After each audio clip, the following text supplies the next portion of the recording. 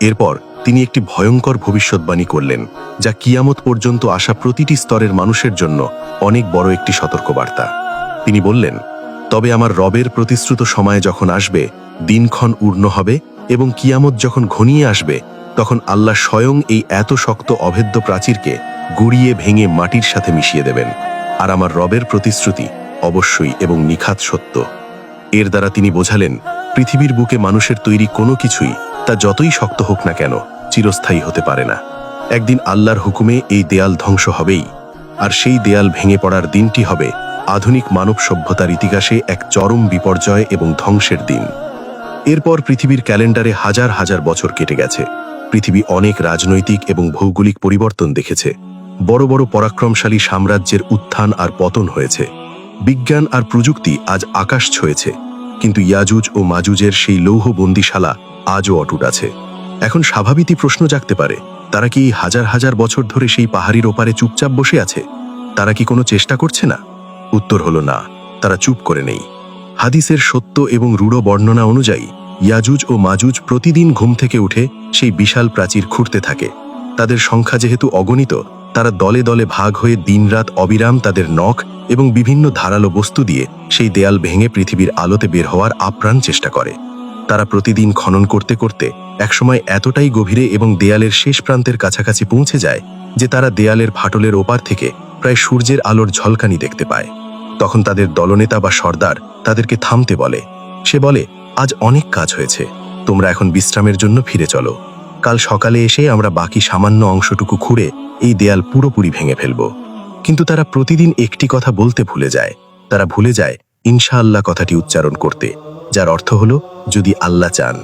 এই একটি শব্দ না বলার কারণে পরদিন সকালে যখন তারা বিপুল উৎসাহে মহাসমারোহে সেই দেয়ালে ফিরে আসে, তারা গভীর বিস্ময় এবং চরম হতাশায় দেখতে পায় দেয়ালটি রহস্যজনকভাবে ঠিক আগের মতোই শক্ত, মজবুত আর পুরু হয়ে গেছে।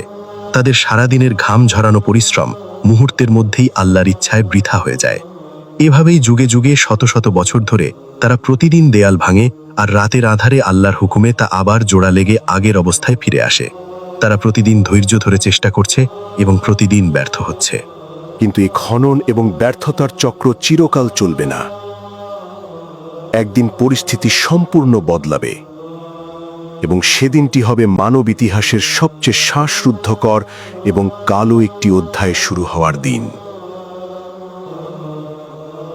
হাদিসে এসেছে, যেদিন আল্লাহর হুকুম হবে ইয়াজুজ ও মাজুজের বের হওয়ার, যেদিন তাদের মুক্তির সময় ঘনিয়ে আসবে, সেদিন তারা ঠিক আগের মতোই সারাদিন দেয়াল খনন করবে, এবং খনন কাজ শেষে তাদের দলনেতা বলবে, আজ থামো, ইনশাআল্লাহ কাল ফিরে এসে আমরা এই দেয়াল ভেঙে ফেলব।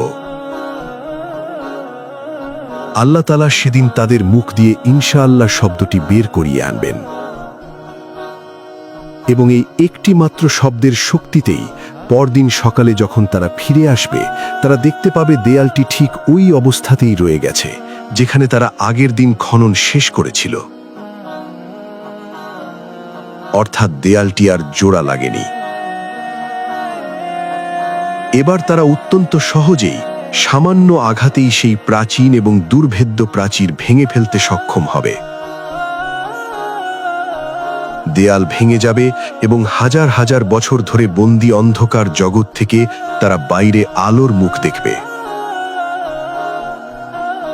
এরপর পৃথিবীতে যা ঘটবে তা হলিউডের কোনো জম্বি বা সাইফাই সিনেমার চেয়েও অনেক বেশি ভয়ঙ্কর, অকল্পনীয় এবং রোমহর্ষক। দেয়াল ভেঙে যাওয়ার পর ইয়াজুজ ও মাজুজ পঙ্গাপালের মতো জলোচ্ছ্বাসের প্রবল বন্যার পানির মতো পুরো পৃথিবীতে ঝাঁপিয়ে পড়বে। তাদের সংখ্যা এত বেশি হবে যে পৃথিবীর অবশিষ্ট মানুষ তাদের সামনে সম্পূর্ণ অসহায় এবং ক্ষুদ্র হয়ে পড়বে। উঁচু উঁচু পাহাড়, উপত্যকা এবং টিলাগুলোর ওপর দিয়ে তারা এমনভাবে পিল পিল করে ছুটে আসবে যেন কোনো বাঁধ ভাঙা প্রবল স্রোত সবকিছু ভাসিয়ে নিয়ে যাচ্ছে। পবিত্র কোরআনে আল্লাহ তাদের এই ছুটে আসার দৃশ্য সম্পর্কে বলেছেন, তারা প্রতিটি উঁচু ভূমি থেকে দলে দলে দ্রুত বেগে ছুটে আসবে। তাদের এই প্রবল গতির সামনে পৃথিবীর কোনো শক্তি বাধা হয়ে দাঁড়াতে পারবে না।